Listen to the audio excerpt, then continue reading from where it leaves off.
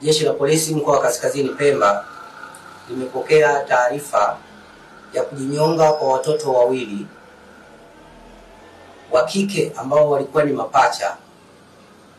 wenye umri wa miaka 11 ambao walikuwa wanasoma darasa la 5 katika skuli ya Kizimbani, wilaya ya Wete.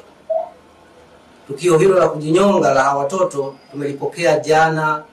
tarehe 17 mwezi wa 11 mwaka 2025 saa 4:30 asubuhi,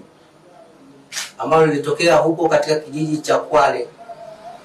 Mpona katika shehia ya Finya,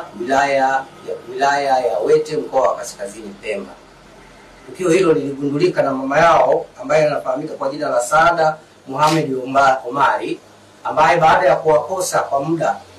mrefu akaanza kuwatafuta na hatimaye kukuta miili yao inaning'inia kwenye mti,